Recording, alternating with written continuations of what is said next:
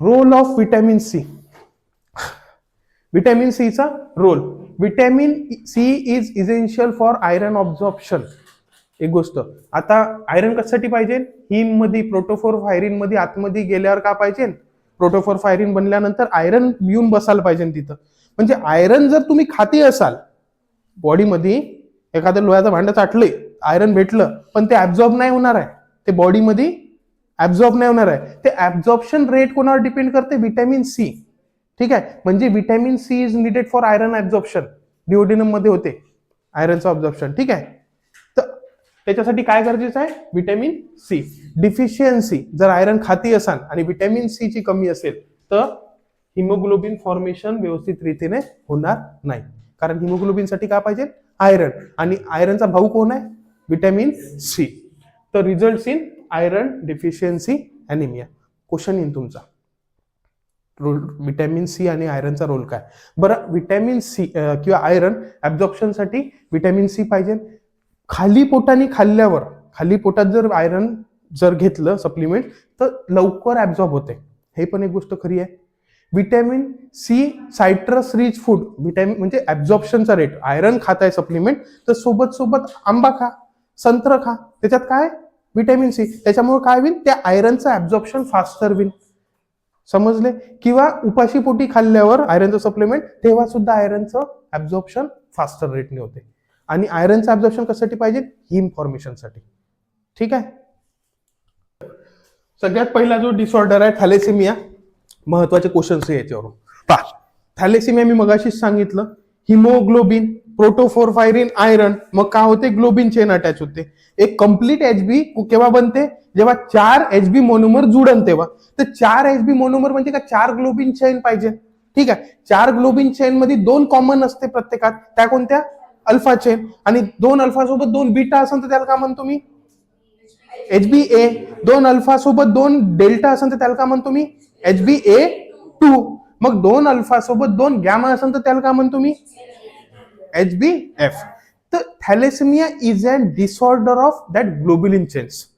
ते जे ग्लोबुलिन चेनचे जे सिंथेसिस होऊन राहिलं ते व्यवस्थित रीतीने किंवा डिफेक्टिव्ह होते, तर त्याला म्हणतो मी थॅलेसेमिया शॉर्टमध्ये. ठीक आहे, तर शॉर्टमध्ये असं की जर अल्फा थॅलेसेमिया विचार, 2 प्रकारचे थॅलेसेमिया इथे, एक आहे अल्फा थॅलेसेमिया आणि दुसरा आहे बीटा थॅलेसेमिया. आता एचबी ए म्हणजे काय काय सांगा बरं? 2 अल्फा आणि 2 बीटा, दॅट इज एचबी ए. तर अल्फा थॅलेसेमिया म्हणजे माझ्यात जर एचबी ए आहे म्हणजे 2 अल्फा आहे आणि 2 बीटा आहे. तर अल्फा थॅलेसेमिया म्हणजे का? की जर माझ्या अल्फा ज्या चेन आहे त्या 2, तर त्या दोन्ही चेन टोटली जर ऍबसेंट असल्या किंवा दोन्ही चेन डिफेक्टिव्ह असल्या आणि 2 बीटा आहे, तर त्याला मी म्हणेन alpha thalassaemia major. Alpha thalassaemia major. Total जर माझ्यात 2 अल्फा पाहिजे होते आणि 2 बीटा, 2 अल्फा कॉमनच आहे, तर त्या दोन्ही कॉमन वाल्या अल्फा जर डिफेक्टिव्ह असल्या किंवा अब्सेंट असल्या, मग उरल्या कोणत्या? फक्त माझ्यात 2 बीटा, त्या चांगल्या आहेत, पण 2 अल्फा खराब आहे ना, टोटली अब्सेन्स आहे. तर त्याला म्हणे मी टोटल अब्सेंट असल्यामुळे अल्फा थॅलेसेमिया मेजर. समजा 2 अल्फा चेन होत्या, अल्फा चेनचे अमायनो ऍसिड किती होते? 141. लक्षात येईन तर ते अल्फा चेन जर डिफेक्टिव्ह असल्या पार्शली, टोटली दोन्ही गायब नाहीये, एक आहे समजा आणि एक नाहीये, समजत आहे का? मेजर मध्ये दोन्ही खराब होत्या आणि मायनर मध्ये काय होणार आहे? एक अल्फा चेन खराब, एक चांगली आणि 2 बीटा चांगल्या. तर त्याला का म्हणेन मी? पार्शियल अल्फा चेनचा डिफेक्ट असेल, थोड्याफार प्रमाणात अल्फा जर चेन बिघडून आहे, तर त्याला का म्हणेन मी? Alpha thalassaemia minor. क्लिअर आहे? त्याच्यानंतर आहे बीटा थॅलेसेमिया. सारखंच 2 अल्फा कॉमनच राहते आणि 2 का राहते? बीटा. तर जर समजा दोन्ही बीटा गायब असेल, दोन्ही बीटा ग्लोबुलिन चेन अब्सेन्स असेल, तर दोन्ही बीटा चेनचा डिफेक्ट असेल, त्याला मी म्हणेन बीटा थॅलेसेमिया मेजर. आणि एक एमसीक्यू महत्वाचा घेऊन घ्या, beta thalassaemia major is also known as Cooley's anaemia. लिहून गेला, स्टार करा त्याला. याच्यातून विचारते की या 4 मधून कुलीज अॅनिमिया कोणाला म्हणते म्हणून. Beta thalassaemia major, alpha thalassaemia मेजरला नाही म्हणत, कारण mostly thalassaemia is an disorder of globulin chains, alpha आणि बीटा. पण मोस्ट कॉमनली कोणते अफेक्ट राहते? Beta chain. किंवा विचार नाही येते कुठल्या चेन जास्तीत जास्त डिफेक्टिव्ह राहते थॅलेसिमियामध्ये, तर तेव्हा तुम्हाला बीटा चेन टिक करायचा आहे, अल्फा गॅम्यावर नाही करायचा आहे. समजत आहे का? त्याच्यात कशात करा तुम्ही? मोस्ट कॉमनली कुठल्या चेन डिफेक्टिव्ह राहते? Beta chain. तर thalassaemia is a specific disorder of beta globulin chain. ठीक आहे. पण जर समजा अल्फा डिफेक्टिव्ह राहिला तर त्याला म्हणेन मी अल्फा मेजर. अल्फा थोड्याफार चांगला आहे थोड्याशा बिघडून येतं. Minor alpha thalassaemia minor. Most commonly कोणता आहे? Beta thalassaemia. आणि मेजरला काय म्हटलं मी? Coolidge anaemia. जर समजा एक बीटा चेन चांगली आहे आणि एक पार्शियल जर डिफेक्टिव्ह असेल तर त्याला मी म्हणेन बीटा थॅलेसिमिया मायनर. क्लिअर आहे?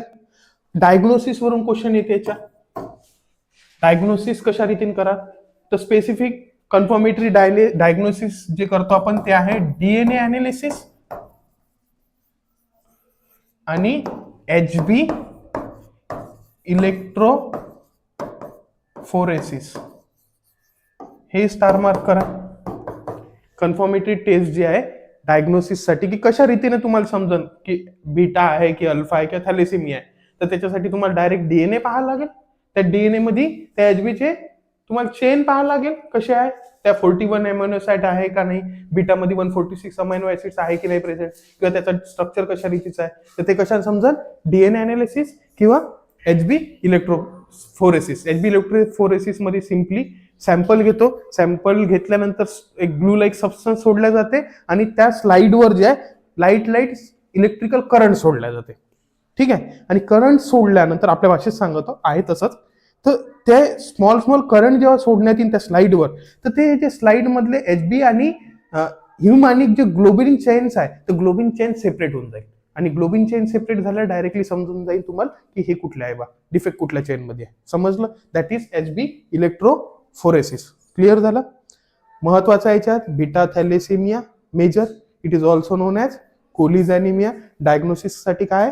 डीएनए अनालिसिस आणि HB इलेक्ट्रोफोरेसिस. पहा, मेट हिमोग्लोबिन एक पुढचा डिसऑर्डर आहे. हिम मध्ये एक पायरोल रिंग, तर असे 4 पायरोल रिंग. तर टोटल स्ट्रक्चरला काय म्हटलं मी? प्रोटोफोर फायरिन. काय म्हटलं मी? प्रोटोफोर फायरिन मध्ये काय येते? अटॅच होते iron in the form of ferrous form. ठीक आहे.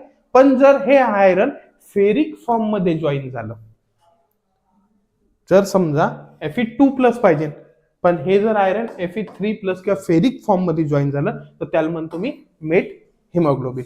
आणि प्रोटोफोर फायरिन मध्ये जेव्हा Fe3+ किंवा फेरिक फॉर्म मध्ये आयरन जॉईन होते ना, तर ऑक्सिजन बाइंडिंग कॅपॅसिटी कमी होऊन जाते. म्हणजे 4 ऑक्सिजनचे मॉलिक्यूल जोडायचे होते. ठीक आहे. पण ताकदवर केव्हा राहील? फेरस फॉर्म मध्ये आयरन जर अटॅच झालं तर. पण आयरन हे फेरिक फॉर्म मध्ये झाल्यामुळं आयरन ना ऑक्सिजन जर बाइंडही झालं इथे कदाचित त्या हिमच्या कंटेंटमध्ये, हिमोग्लोबिनला ऑक्सिजन बाइंडही झाले मॉलिक्यूलचे, तर ते रिलीज नाही होईल.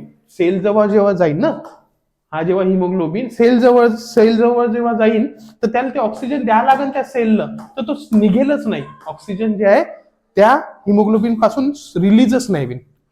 समजत आहे? HB ऑक्सिजन बाइंड होते. नॉर्मली काम आहे त्याचं ऑक्सिजन बाइंड करणं, आणि बाइंड करून स्वतःजवळ ठेवायचं काम आहे का? नाही. त्या सेल जवळ गेल्यावर, भाऊ तुला किती गरज आहे रे, मी 4 आणले, हे घे 2 तू ठेव, 2 मी वापस नेतो. हे काम आहे HBचं. ठीक आहे. पण हे काम केव्हा चांगलं करण? जेव्हा आयरन त्याच्यामध्ये फेरस फॉर्म मध्ये राहिला, तर Fe2+ फॉर्म मध्ये राहिला, तर द्याचं लेवान देवान केव्हा चांगलं होईल? आयरन Fe2+ मध्ये असेल तर. पण आयरन जर Fe3+ मध्ये राहिलं, 3+ मध्ये राहिलं, तर हा 4 घेऊन तर जाईल. बाइंड जर झाले समजा कदाचित, तर 4 घेऊन जाईल आणि एकही सोडू नाही शकत. वापस 4 ते 4 घेऊन येईन घरी. समजले? That is methaemoglobin. त्याच्यानंतर कार्बॉक्सी हिमोग्लोबिन. कार्बॉक्सी हिमोग्लोबिन म्हणजे का? एक डिसऑर्डर आहे. समजा जसं ऑक्सी हिमोग्लोबिन आहे. ऑक्सी हिमोग्लोबिन म्हणजे का जेव्हा हिमोग्लोबिन सोबत ऑक्सिजन बाइंड होते, त्याला म्हणतो मी ऑक्सी हिमोग्लोबिन. पण जेव्हा कार्बन डायऑक्साईड सोबत हिमोग्लोबिन सोबत जेव्हा कार्बन डायऑक्साईड बाइंड होते, तर त्याला ऑक्सी हिमोग्लोबिन नसते म्हणत, त्याला म्हणत असते कार्ब अमायनो हिमोग्लोबिन. त्याला काय म्हणतो? कार्ब अमायनो. हे नॉर्मल कंडिशन आहे.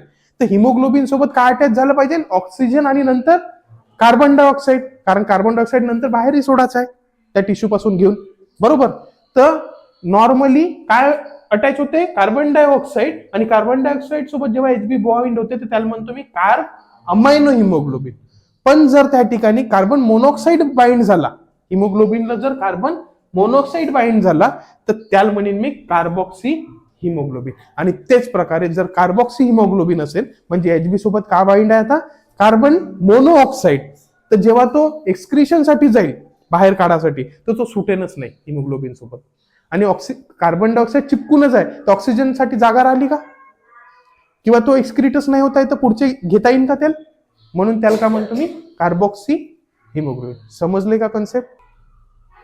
पर्निशियस ॲनेमिया मी ऑलरेडी सांगितलंय की पर्निशियस ॲनेमिया एक प्रकारचा ऑटो इम्युन डिस्ट्रक्शन आहे, स्वतःच्या बॉडीचे स्वतःचे सेल ऑटो अँटीबॉडी खाऊन टाकतात, तर मारून टाकत आहे कोणाला, स्टमकच्या परायटल सेल्सला. आणि परायटल सेल्सला जेव्हा डॅमेज पोहोचत आहे तर इंट्रेन्सिक फॅक्टर रिलीज नाही होणार आहे. इंट्रेन्सिक फॅक्टर जर रिलीज नाही होऊ शकून राहिले परायटल सेल्स पासून तर व्हिटॅमिन B12चं ऍब्झॉर्प्शन पुढे कमी होऊन जाईल, आणि व्हिटॅमिन B12चं ऍब्झॉर्प्शन जर कमी राहिलं तर तिकडे न्यूक्लिअर कंडेन्सेशन होणार नाही, आणि व्हिटॅमिन B12 जर नाही आहे तर न्यूक्लियस छोटा नाही होणार, आणि न्यूक्लियस छोटा नाही होणार तर त्याचा ॲनिमिया कुठला झाला, मेगॅलोब्लास्टिक ॲनिमिया. तर त्याचा आहे pernicious anaemia. It is an autoimmune destruction of gastric parietal cells. Normally parietal cells releases intrinsic factor which needs to hold the vitamin B12 along with it. ठीक आहे. तर no intrinsic factor is produce in pernicious anaemia, कारण autoimmune disorder directly kill केलं. Vitamin B12 will not be absorb in ileum. Vitamin B12 खाऊन तर राहिले पण त्याला न्यायचं काम कोणाचं आहे, इंट्रिन्सिक फॅक्टरचं, पण आहेच नाही तर कॉजेस पर्निशियस अनिमिया. टेस्ट कुठली आहे, स्किलिंग. व्हिटॅमिन B12 ची ऍब्झॉर्प्शन साठी जी टेस्ट केल्या जाते त्याला का म्हणते, लक्षात ठेवा नेहमीसाठी, ती कुठली टेस्ट आहे, स्किलिंग टेस्ट. असेच द ऍब्झॉर्प्शन ऑफ. पुढचा एक महत्वाचा एमसीक्यू तुमचा, ऑटो इम्युन डिसऑर्डर आहे, म्हणजे ऑटो इम्युन स्वतःचीच बॉडी स्वतःच्या सेलला खाऊन राहिली, गॅस्ट्रिक सेल्सला, तर ते कधी बरं नाही होणार, त्याच्यासाठी ते कधी नाही बरं होणार. तर तुम्हाला डायरेक्ट ऍक्टिव्हेटेड फॉर्मचं व्हिटॅमिन B12 इंजेक्शन द्यायला लागेल, IM लाईफ लॉंग. एमसीक्यू आहे तुमचा.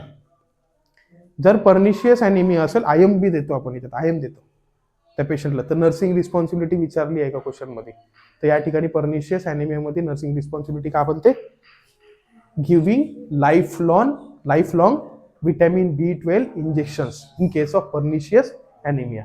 ठीक आहे. 3 एमसीक्यू आहे महत्वाचे की पर्निशियस ॲनिमिया मध्ये कशाचं डिफिशियन्सी राहते, इंट्रिन्सिक फॅक्टर, त्याच्यामुळं B12 ची दोन्ही गोष्ट लक्षात राहील ना, महत्वाचं इंट्रिन्सिक फॅक्टर आणि त्याच्यामुळं व्हिटॅमिन B12. की काय सिक्रेट नाही पर्निशियस ॲनिमिया मध्ये, किंवा कशापासून पर्निशियस ॲनिमिया होते, तर due to absent of intrinsic factor, आणि त्याच्यामुळे काय होते, व्हिटॅमिन B12 नाही बनत. त्याच्यानंतर diagnostic test for pernicious anaemia, Schilling test. त्याच्यानंतर तुमचं treatment, lifelong injections. Microcytic शेवटचे आता झाले, मायक्रोसायटिक आणि हायपोक्रोमिक ॲनिमिया. पा मायक्रो म्हणजे छोटा आरबीसी, मायक्रोसायटिक ॲनिमिया म्हणजे आरबीसी छोटा आहे, मेगॅलोब्लास्टिक म्हणजे आरबीसी मोठा आहे. तर आता आरबीसी छोटा काऊन होत आहे, छोटा 7 ते 8 मायक्रोन आहे, त्याच्यापेक्षाही छोटा होऊन राहिला. तर हा जो आरबीसी छोटा होत आहे, it is due to iron deficiency.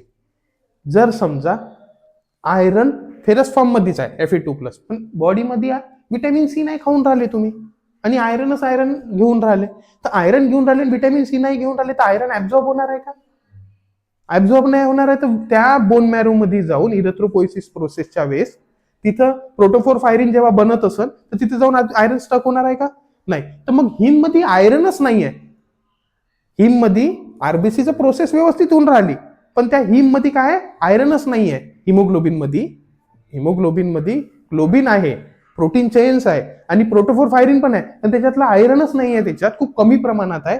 तर त्याच्यामुळे काय होईल, त्या आरबीसीची साईज कमी होऊन जाईल. आणि आरबीसीची साईज जेव्हा कमी होईल तर बोन मॅरो पुन्हा स्टिम्युलेट होईल. बोन मॅरो स्टिम्युलेट होईल की आरबीसी काऊन लहान लहान बनून राहिली, किंवा हिमोग्लोबिनची बॉडीमध्ये कमी आहे बा. ठीक आहे, एक मेकॅनिझम सांगतो मी इथे की आरबीसी सरसर आयरन नाही आहे तर काय होणार आहे, हिमोग्लोबिन आरबीसी कमी साईजचे होत आहे, कारण हिमोग्लोबिन मध्ये आयरनच नाही आहे. आणि आयरन नाही आहे तर बोन मॅरो स्टिम्युलेट होते, तो पुन्हा आरबीसी सोडते जास्त प्रमाणात. आरबीसी नाही सोडत, रेटिक्युलोसाइट सोडते ब्लड सर्क्युलेशन मध्ये. समजले का? काउंट सांगतो. एक मेकॅनिझम असा आहे इथे, role of erythropoietin in RBC production. जेव्हाही मी हायपॉक्सिक स्टेटमध्ये जाईल, एमसीक्यू आहे डायरेक्ट, की आरबीसी प्रोडक्शन का बरं वाढते, तर जेव्हाही बॉडीमध्ये हायपॉक्सिया राहील. हायपॉक्सिया म्हणजे का? ऑक्सिजन सॅच्युरेशन कमी राहील. तर ऑक्सिजन सॅच्युरेशन कुठल्या कुठल्या कंडिशनमध्ये राहील? जर माझा ब्लड लॉस झाला खूप प्रमाणात त्यावेळेस राहील. जर मी हाय अल्टिट्यूड मध्ये गेलो टेकड्यावर एखाद्या खूप जास्त, तिथं ऑक्सिजनची कमतरता आहे, त्याच्यामुळे ऑक्सिजनची तेव्हाही हायपॉक्सिक कंडिशन राहील. तर त्या केसमध्ये किडनी रिनल सिस्टम मध्ये नेफ्रॉन्सच्या बाजूत पेरिट्युब्युलर कॅपिलरीज राहते. का राहते? किडनीमध्ये काय नेफ्रॉन्स आहे, त्या ग्लोमेरुलर कॅपिलरीजच्या बाजूत काय पेरिट्युब्युलर कॅपिलरीज आहे. हे तुमचा नेफ्रॉन असेल. नेफ्रॉन मध्ये ब्लड जात आहे फिल्ट्रेशनसाठी किडनीमध्ये. त्या फिल्ट्रेशन, आता मी वरती टेकड्यावर गेलो तर माझ्या ब्लडमध्ये काय आहे, हिमोग्लोबिनला ऑक्सिजन कमी आहे. तर त्या नेफ्रॉनच्या बाजूत राहते पेरिट्युब्युलर कॅपिलरीज, त्याच्याजवळ राहते प्रोब. कोणता प्रोब? सॅच्युरेशन मॉनिटरिंग वाला. तर तो का करते, जेव्हाही ब्लड येते तर तो सेन्स करते का हे इथे ऑक्सिजनचं सॅच्युरेशन किती आहे. कोण? किडनी मधले नेफ्रॉन्सच्या बाजूतल्या कॅपिलरीज त्या सेन्स करते का या ब्लडमध्ये ऑक्सिजनचं सॅच्युरेशन किती आहे. त्यांना जर 50 ने 60% 70% सापडलं ऑक्सिजनचं सॅच्युरेशन, तर ते काय करते, ते रिलीज करते एक हार्मोन, दॅट इज इरेथ्रोपोएटिन. कुठला हार्मोन रिलीज करते? इरेथ्रोपोएटिन हार्मोन रिलीज करते. तो इरेथ्रोपोएटिन हार्मोन कुठे जाते? बोन मॅरो मध्ये. समजले? आणि जेव्हाही बोन मॅरो मध्ये इरेथ्रोपोएटिन हार्मोन रिलीज झाला तर बोन मॅरोला एक मेसेज भेटून जाते की भाऊ रे, तिकडं बॉडीमध्ये आरबीसीची कमतरता होऊन राहिली, तू माल पटापट पाठवा लागेल, म्हणजे आरबीसीचं प्रोडक्शन वाढवा लागेल. तर बोन मॅरो का करते? आरबीसीचं प्रोडक्शन वाढते. तर आरबीसीचं प्रोडक्शन वाढलं तर आरबीसी पडणार आहे का सर्क्युलेशन मध्ये जास्त? रेटिक्युलोसाइट पडत, आणि मग त्याचं रूपांतर कशात होईल? आरबीसी. तर जेव्हा ॲनेमिया आहे किंवा मायक्रोसायटिक ॲनेमिया कशामुळे होते? आयरन नसल्यामुळं. तर आयरन नसल्यामुळं हिमोग्लोबिन कसे झाले? छोटे छोटे. तर तेव्हा इरेथ्रोपोएटिन सिक्रेट झाला, पण भ्रमित आहे. आरबीसी व्यवस्थित काउंट मध्ये आहे, हिमोग्लोबिन बी आहे, पण हिम मध्ये आयरन नाही आहे, म्हणून एचबीची साईज कशी झाली? छोटी. एचबीची साईज कमी झाली तर आरबीसीची साईज कशी झाली? कमी. तर इरेथ्रोपोएटिन जेव्हा निघन तर बोन मॅरो मध्ये गेला तर तो फास्टर रेटने आरबीसी सोडन. तर आरबीसी सोडायच्या वेळेस त्याच्यात आयरन लागन ना भाऊ, पण आयरन आहेच नाही त्याच्या बॉडीमध्ये. तर जेवढे आरबीसी निघन पुढचे फास्ट रेटमध्ये, ते सगळे छोटे छोटे आरबीसी निघन, कारण त्यांच्यामध्ये आयरन, त्या हिमोग्लोबिन मध्ये आयरन प्रेझेंटच नाही आहे. That is your microcytic anaemia. Main काय? आयरन डेफिशियन्सी मुळे होतं. त्याच्यानंतर पुढचं जे आहे हायपोक्रोमिक. हायपोक्रोमिक म्हणजे का? कलर. जर आरबीसी छोट्या साईजचे आहे, त्याच्यात जर हिमोग्लोबिन कमी आहे, तर ते आरबीसी कसे दिसेल? पिंक कलरचे नाही दिसेल, ते दिसेल पेल. ते कसे दिसेल? पेल कलरचे.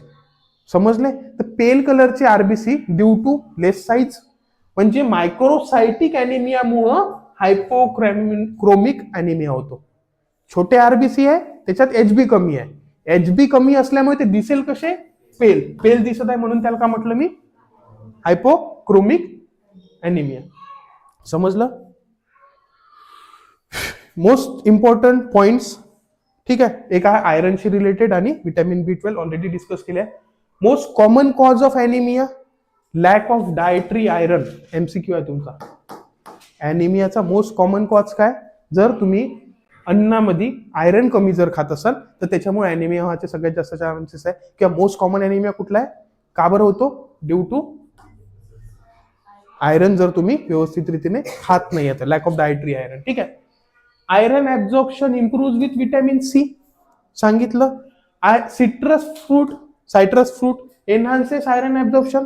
आयरन घेतलं तर सोबत सोबत का खा, ऑरेंज वगैरे संत्रा वगैरे खा. Iron taken on empty stomach absorbs better. Iron जर उपाशापोटी घेतलं तरी त्याचं ऍब्झॉर्प्शन चांगलं होते. कॅल्शियम रिच फूड, दूध वगैरे सोबत घेतलं आयरन तर ऍब्झॉर्प्शन होत नाही. एक एमसीक्यू आहे तुमचा, हे तिन्ही दिले राहील, कॅल्शियम बाहेर काढायचं आहे. म्हणजे disturb the iron absorption. Calcium rich food, जर दुधासोबत आयरन घेतलं तर ते ऍब्झॉर्प्शन व्यवस्थित रीतीने होणार नाही.